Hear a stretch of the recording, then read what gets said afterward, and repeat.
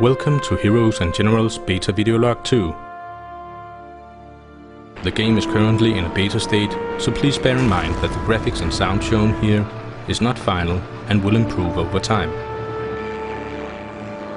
In this video I'll show you some of the features of the newest Heroes and Generals build, codenamed Bradley, which you will have access to if you have acquired a beta key.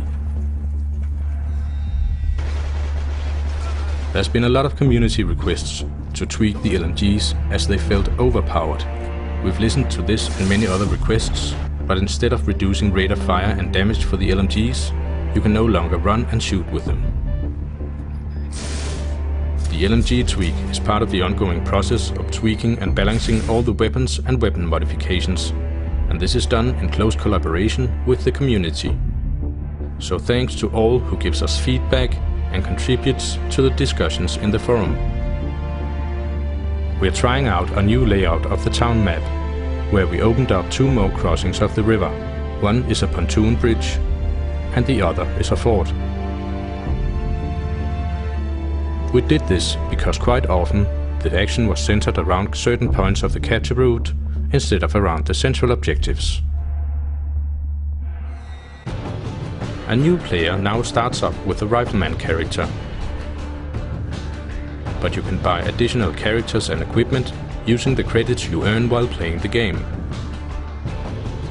Each character can be equipped with a primary weapon, a sidearm, a close combat weapon, and an extra weapon, typically mines and grenades.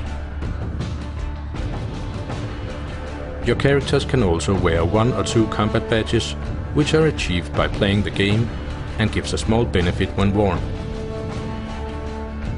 You can apply 5 different kinds of field modifications for each weapon: triggers, internals, sights, barrels, and ammunition.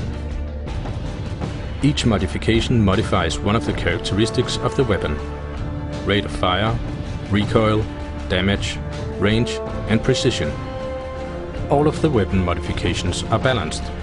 So, if you equip for instance the Lightened Bolt, then it will give your weapon a higher precision, but the trade-off is that the rate of fire will be reduced. Likewise will Berejiklight ammunition increase damage, but at the cost of a higher recoil. That's all for now. Remember that you can support the development of Heroes and Generals by buying war bonds. So sign up for a beta key at heroesandgenerals.com and help us make the game you want to play.